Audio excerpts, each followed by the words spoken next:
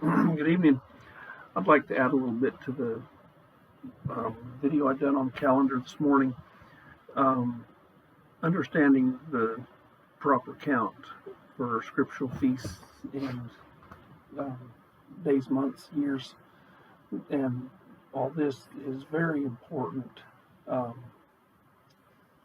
We're told in Scripture that if we love the Father, that we will keep His commandments.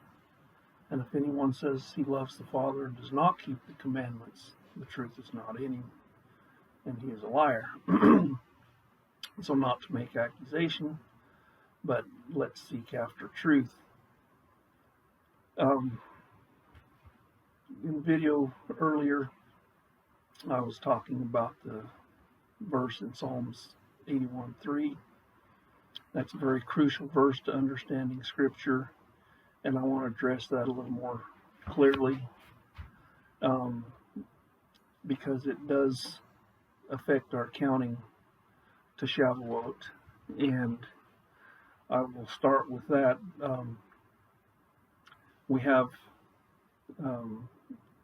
first day of the month after from the sign of Abib, we come to the first day of the month, first day of the year, and then the 14th day, of course, is Passover, and it was dark in the land of Egypt for 3 days at Passover, as it is every year, because there's no moon at Passover. And this is my belief. You search it out for yourself.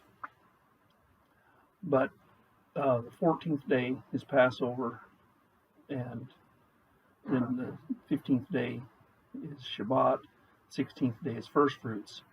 So the day after, or the Sabbath after the wave sheaf offering, which was on the 16th day, we start our counting to the Feast of Weeks. So 7 Sabbaths complete begins on the 22nd day of the month. So there's 2 Sabbaths in the first month, 4 Sabbaths in the second month, and then we have 1 Sabbath in the fourth month, or in the third month, sorry. And then we count 50 days after that Sabbath, and that will bring us to the 29th day of the fourth month. It works out this way every time when 7 Sabbaths are completed on a celestial calendar. That the Shavuot be a 2 or 3 day feast, and it will come at the full moon at the end of the fourth month and go through the new moon at the beginning of the fifth month. So I'll try to clarify that and clarify Psalms 81:3. Blow the trumpet on the day of the gladness at its appointed time or appointed feast. So the Feast of Trumpets is the first day of the 7th month, and most people keep that do follow a lunar calendar. They don't have the 3 mechanisms, sun, moon, and stars, in their counting, and following the dark moon, it throws the counts off because you can't reckon the first day of the month, and that begins to come into a lot of problems. Trumpets is on a full moon, and if your month starts on a dark moon, Psalms 81:3, most people will say that is referring to the Feast of Trumpets, and yet they keep a dark moon beginning of their months, and the kese, the appointed time in Psalms 81:3, is specifically a full moon. Psalms 81:3 also, the day of gladness, or the festival, is a chag, which is a pilgrimage feast. 3 times in a year you're to appear before Yahuwah and not to appear empty-handed. the Feast of Shavuot is one of those times, and it requires the full moon, and it requires the 50-day count. So if we're only doing a 50-day count from an erroneous, throwing a Sabbath in there in the middle of the week somewhere to justify keeping it Saturday Sabbath, the calendar just falls all apart. Then trumpets doesn't happen on a full moon, Shavuot doesn't happen on a full moon, and all these things fall apart. If we do the count correctly, 7 Sabbaths begins on the 22nd day of the first month, and then 4 Sabbaths in the second month, 1 Sabbath. In the third month, 50 days brings us to the end of the fourth month and the beginning of the fifth month. There's many verses that will testify to that throughout Scripture, but I just wanted to expound on that count to Shavuot, because keeping that exactly, that feast is on a full moon, and it's the first of the month. Passover is on a dark moon in the middle of the month. Shavuot, or Sukkot, is on a dark moon in the middle of the month. So there's no blowing of the trumpet at Passover. There's no blowing of the trumpet at Sukkot, and they're both dark moons. The full moon is the beginning of the month. Psalms testifies to that, and the word chodesh, that a lot of people will reject that because they want to call us moon worshipers and all this and that. Well, I don't bow down to the moon.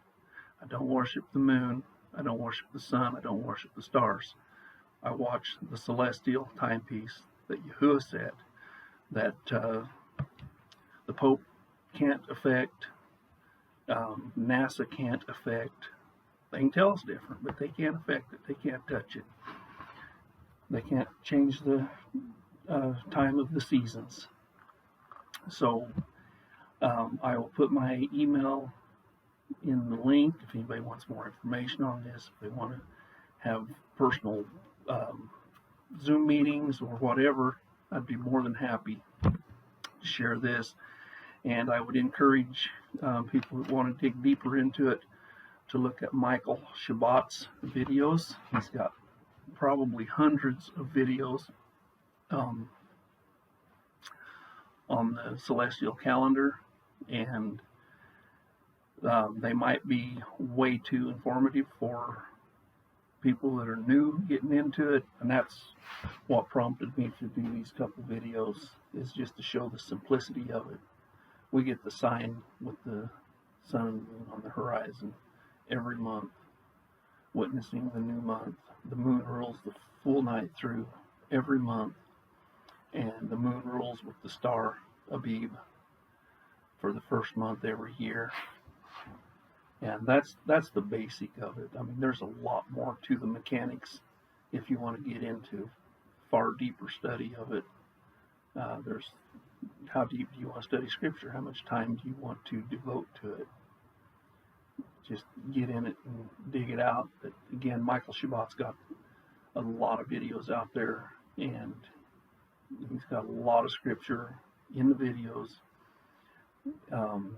He goes through, he puts the Scriptures on the screen, and I followed it for a long time. I studied with him, and it's I'm not going to take the time to try to show all that information. It's on his YouTube channel, and just more information there than you have the time to soak up. So again, I'll share what I have with anyone that wants to inquire.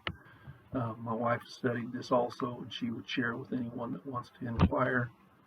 And otherwise, go to Michael Shabbat's videos and learn what you can. It's great learning. It's fun learning, and it's a way to be excited about Scripture. You can see Yahuwah's work in the sun, moon, and stars. You get away from all the NASA deceit. Things they've told us about the celestial bodies aren't so. It's a very accurate timepiece. And the counts in Daniel and Jeremiah, they're all in this calendar. They line up perfect to the feast days. And that's all in Michael's videos also. So I won't go into detail trying to explain them here. I've got other things that I'm going to focus my time on. And I would just like to say shalom to everyone. And I hope this is informative to you. And I look forward to any feedback from anyone that you want to put in the comments of these videos. Thank you.